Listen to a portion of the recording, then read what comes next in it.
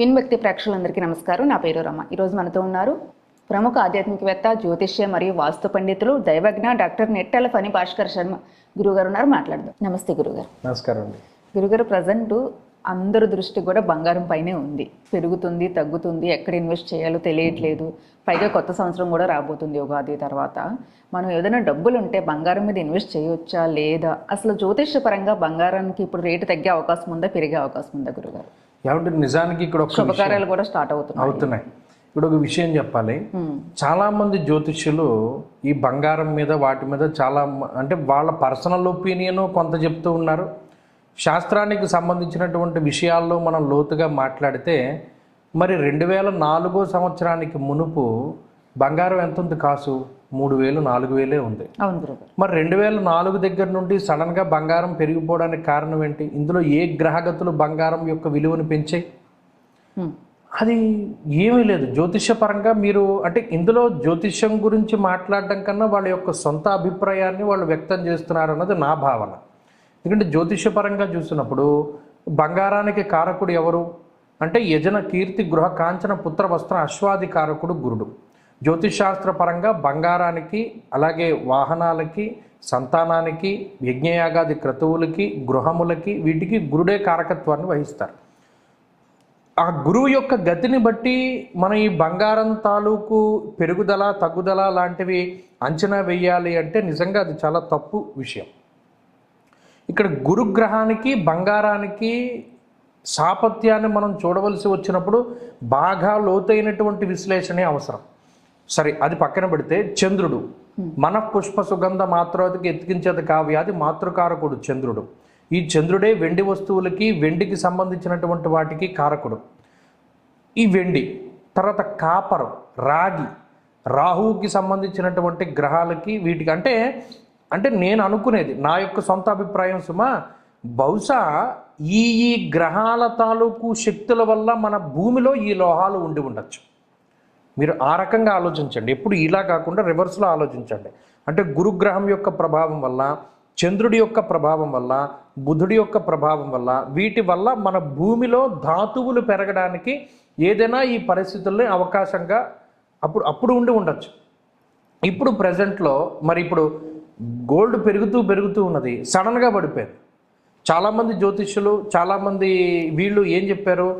ఇది పెరిగిపోతుంది, వెండి అయితే 5 లక్షలు అయిపోతుంది, వెండి కేజీ 10 లక్షలు అయిపోతుందని అంచనా వేసిన వాళ్ళు ఇవాళ 4 లక్షలకు వెళ్ళిన వెండి 2.70కి ఎందుకు పడిపోయింది? అంటే చంద్రుడు ఏమైనా బలహీన పడిపోయాడా, లేకపోతే ఇంకోటి ఏమైనా ఏర్పడిందా? ఏమీ లేదే. అంటే గ్రహ గమనాలను బట్టి ఒక ధాతువు యొక్క రేటుని అంచనా వేయడం అన్నది జ్యోతిష్యంలో ఎక్కడ కనబడుతుంది అన్నది మనం ఒకసారి ప్రశ్న వేసుకోవాలి. ఈ గ్రహాలు ఏం చెప్తాయి? పలానా ధాతువు వల్ల నీకు డబ్బు వస్తుంది. మీకు అర్థమైన రేటు చెప్పదు. అంటే ఉదాహరణకి వీడికి బంగారం పడుతుందా పడదా, వీడు బంగారం మీద ఇన్వెస్ట్ చేస్తే కలిసి వస్తుందా లేదా, వీడు వెండి మీద ఇన్వెస్ట్ చేస్తే కలిసి వస్తుందా, ఇత్తడి మీద, జింక్ మీద, కాపర్ మీద ఇన్వెస్ట్ చేస్తే కలిసి వస్తుందా, వీడు భూమి మీద ఇన్వెస్ట్ చేస్తే కలిసి వస్తుందా. ఒకడు వాహనాల మీదే పెడతాడు డబ్బు, వాడు వాహనాలే వ్యాపారం చేస్తాడు, ట్రావెల్స్ తిప్పుతాడు, వాడికి దాని మీదే డబ్బు వస్తుంది. ఒకటి రియల్ ఎస్టేట్ మీద డబ్బు వస్తుంది. అంటే ఎవరికి వాళ్ళకి వ్యక్తిగతంగా చూపిస్తుంది. అది తప్పితే ఈ గ్రహస్థితి మార్పు అన్నది రేటుని నిర్ణయించేటువంటి వాటి మీద ఏ విధమైనటువంటి దాని అధికారము లేదు. ఇది నేను బాగా పరిశీలన చేసి చెప్తున్నటువంటి విషయం.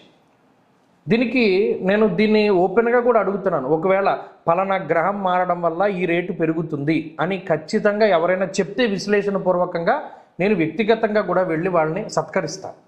ఎందుకంటే ఆ థీసిస్ లేదు. కానీ జ్యోతిషంలో పలానా వాడికి ధాతువు పడుతుంది, ఈ లోహం పడుతుంది, అది ఉన్నది. బంగారం కొంతమందికి పడదు, వాడు పెట్టుకుంటే పోతుంది, లేదా జారిపోతుంది, లేకపోతే ఇదైపోతుంది.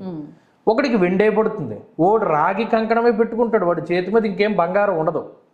అలా మీకు అర్థమైందా? అలా ఒక్కొక్క లోహం ఒక్కొక్కడికి పడుతుంది అన్నది శాస్త్రంలో ఉంది. కానీ ఈ గ్రహం మార్పు ద్వారానో, ఈ పంచగ్రహ కూటమి వల్ల, ఈ గ్రహణం వల్ల బంగారం రేటు పెరుగుతుంది, బంగారం రేటు తగ్గుతుంది అనేటువంటిది ఎక్కడా లేదు. శాస్త్రమందు లేదు, సంహిత గ్రంథాల్లోనూ లేదు. లేదు ఒకవేళ నాకు తెలియకుండా ఉండుండొచ్చు, ఎవరికైనా తెలిసినా చెప్పినా నేను ఆనందపడతాను. ఎందుకంటే ప్రజలందరికీ ఇవాళ తలకే బద్దలు కొట్టేసుకున్నారమ్మా, జీవితాలు తలకిందులైపోతున్నాయి. మొన్నటికి మొన్న ఎన్నో డబ్బులు పెట్టి నన్ను తగ్గాక జీవితాలు తలకిందులు అయిపోతున్నాయి. ఓడు వస్తాడు, పలానా దాంట్లో ఇన్వెస్ట్ చేయొచ్చు, ఈ రేట్లు పెరుగుతాయి అంటాడు, ఈ రేట్లు పెరుగుతాయి అంటాడు. దేని ఆధారంగా చెప్తున్నావు? అవును, అది మనకి లెక్క. దేనికైనా బేస్ ఉండాలి. ప్రజలు నమ్మేటువంటి వాళ్ళు కూడా వ్యక్తిని నమ్మకూడదు, అక్కడ వ్యక్తిగత అభిప్రాయాలను నమ్మకూడదు, శాస్త్ర విషయాల్ని నమ్మాలి, లోతైనటువంటి విజ్ఞానాన్ని నమ్మాలి. జ్యోతిషంలో పలానా గ్రహం మారడం వల్ల ఈ రేటు పెరుగుతుంది అన్నది లేదు. కేవలం ఏంటి అంటే వ్యక్తిగతంగా నువ్వు ల్యాండ్ మీద పెట్టాలా, బంగారం మీద పెట్టాలా, స్టాక్ మీద పెట్టాలా, లేకపోతే నువ్వు ఇత్తడి మీద పెట్టాలా, లేకపోతే దేని మీద నువ్వు ఇన్వెస్ట్ చేస్తే మంచిది, నీకు ఏ రకంగా ఆదాయం వస్తుంది అన్నది వాడి వ్యక్తిగత జాతకంలో ఉంటుంది తప్పితే బంగారం రేటుని గ్రహాలు ఏ విధంగానూ ఇది చేయలేవు. ఇది నా అభిప్రాయము. నాకు తెలిసినంత వరకు నేను శాస్త్రాల్లో చూసినటువంటి దాని యొక్క అభిప్రాయమే. దీన్ని ఎవరైనా ఛాలెంజ్ చేయగలిగినా కూడా మనకి సంతోషమే. ఎందుకంటే ప్రజలు అల్టిమేట్గా వాళ్ళు లబ్ధిని పొందుతారు.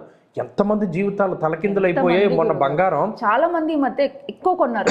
మీరు చెప్తే నమ్మరు, వెండి 4 లక్షలు ఉన్నప్పుడు 4 లక్షలు పెట్టి కొన్నాడు ఒక ఆయన. ఎందుకంటే ఏమంటే ఆయన ఎవరో చెప్పారండి ఇది 10 లక్షలు అయిపోతుందండి, 5 లక్షలు అయిపోతుందండి అని చెప్పినప్పుడు నేనే పైగా నన్ను కూడా కొనమన్నారు చాలా మంది. మీరు కొనుక్కుంటా, మరి నాకేం అక్కర్లేదండి, మేము చూస్తూ ఉంటాం కదా ఈ గ్రహస్థితులు ఏవి ఎలా ఉంటాయి, మన వ్యక్తిగత జాతకం చూసుకుంటూ ఉంటాం కదా, అందుకని సైలెంట్గా నేను దీన్ని గమనించాను. అలాగే గతంలో కూడా గమనించండి, మరి 2004కి ముందు గ్రహాలు లేవా?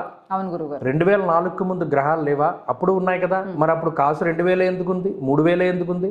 అంటే గ్రహాల గమనాలు ఏమైనా మారాయా, ఏమైనా స్పీడప్ అయ్యాయా, లేకపోతే గ్రహాలకి ఇంకోటి ఏమైనా యాడ్ అయిందా? గ్రహాలు ఎప్పుడూ ఒకటే కదా. మరి ఎందుకు అంత పెరిగిపోయింది? ఇందులో మార్పు చెందిన గ్రహం ఏంటి?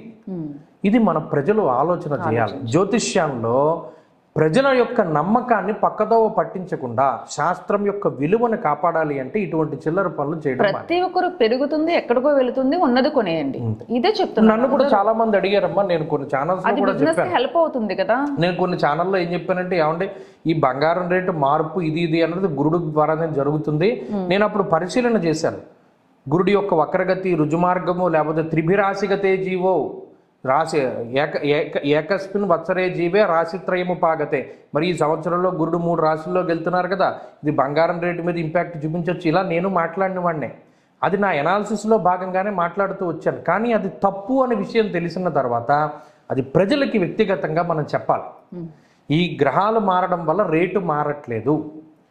ఇక్కడ ప్రధానంగా ఎవడి జాతకాన్ని బట్టి వాడి దేని మీద ఇన్వెస్ట్ చేస్తే కలిసి వస్తుంది అన్నది మాత్రం వ్యక్తిగతంగా చూసుకోవాలి. తప్పితే ఈ బంగారం, వెండి, జింకు, కాపరు, తగరము, ఇంకోటి ఏదున్నా సరే అది గ్రహాల పైన, గ్రహాలను బట్టి దాని రేటు ఉండవు. మిగతావన్నీ అలా చూసుకుంటాము వ్యాపార కోణంలో, ఇది కూడా అలా చూసుకొని అంతే. దీనికి జ్యోతిష్యాన్ని ఆపాదించకూడదు. ప్రత్యేకించి స్పెక్యులేషన్కి, జూదానికి జ్యోతిష్యాన్ని ఆపాదించకూడదు చెప్పాడు ప్రత్యేకించి. స్త్రీ నిధిదర్శనం, అనర్ధ్వా పాదకం కర్మ జ్ఞాతమప్య ప్రకాశయేత్ అని కొన్ని అనర్థాలను సూచిస్తాయా. నువ్వు జ్యోతిషాన్ని ఉపయోగించి దీని మీద నువ్వు అంటే పలానా ఇండియా టీం నెగ్గుతుంది, పలానా ఇంకో టీం నెగ్గుతుంది అని నువ్వు జ్యోతిషాన్ని ఉపయోగించి ఎలా చెప్తావు?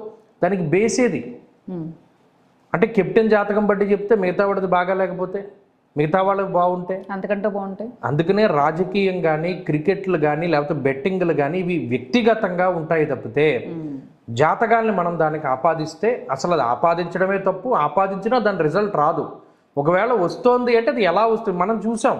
పలానా గవర్నమెంట్లు మారుతూ ఉన్నప్పుడు చాలామంది ఈ గవర్నమెంట్ నెగ్గుతుంది అంటే అదే ఊడిపోయిన సందర్భాలు చూసాం. వాళ్ళందరూ మళ్ళీ ఇంకా చలామణి అయిపోతున్నారు, దాన్ని వేరే విషయం. కానీ అప్పుడు చెప్పేటప్పుడు వాళ్ళు దేన్ని బేస్ చేసుకుని చెప్తున్నారు అని మేము అడుగుతూ ఉండేవాళ్ళం.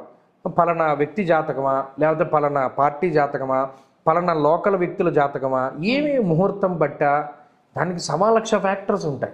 అలాగే ఈ ధరలు పెరగడం తగ్గడం అనేటువంటిది కూడా దేన్ని బట్టి ఉంటుంది అంటే ప్రధానంగా ఇది వరకుట్లో నవనాయకులు అని ఉంటారు. అంటే సంవత్సరంలో 9 మంది నాయకులు ఉంటారు ప్రతి సంవత్సరం. రాజు, మంత్రి, సేనాధిపతి వీటిల్లో ఉంటాయి. అందులో చెప్పేస్తాడు. దాంట్లో ఏం చెప్పాడు, ఈ సంవత్సరం ధరలు హెచ్చుగా ఉంటాయి, ఈ సంవత్సరంలో పలానా భూములు బాగా పండుతాయి. ఉగాది పంచాంగ శ్రవణంలో నవనాయకుల్లో చెప్తారు తప్పితే ఇండివిజువల్గా గ్రహాలకి వీటికి ఏ విధమైన సంబంధం లేదు. ఇన్ జనరల్గా ఏది పడితే చెప్పేస్తున్నారు. దానికి బేస్ ఏమి లేదు. ఒకవేళ బేస్ ఉంటే మనం ఇదేమో అహంకారంతో చెప్పట్లేదు. ఒకవేళ నిజంగా వాళ్ళు బేస్తో చెప్తూ ఉంటే ఆ బేస్ని చక్కగా ఒక బోర్డు మీద ఎక్స్ప్లెయిన్ చేసి పలానా దీనివల్ల ఇప్పుడు బంగారం పెరుగుతుంది, పలానా దీనివల్ల 10 రోజుల్లో తగ్గుతుంది, 30 రోజుల్లో ఇలా ఉంటుంది అన్నది ఒకటి ఏదైనా పట్టిక లాంటిది ఇస్తే చక్కగా ప్రజలకి ఉపయోగం, మేము వాళ్ళని గౌరవిస్తాము, అంతా చక్కగా ఉంటుంది. లేదు, ఇప్పుడు మీరు చెప్పిన విశ్లేషణ శాస్త్రం జాతకం తెలియని వాళ్ళకి కూడా క్లియర్ కట్గా అర్థమవుతుంది పాయింట్ అనేది. కాబట్టి అసలు ఏమీ నమ్మొద్దు. చాలా క్లారిటీగా, చాలా వివరంగా, అంటే జ్యోతిష్యాన్ని కూడా ఎంతవరకు మనం తీసుకోవాలని అవగాహన ఈ వీడియోతో చాలా మంది క్లారిటీ వస్తుంది గురుగారు. నమస్తే.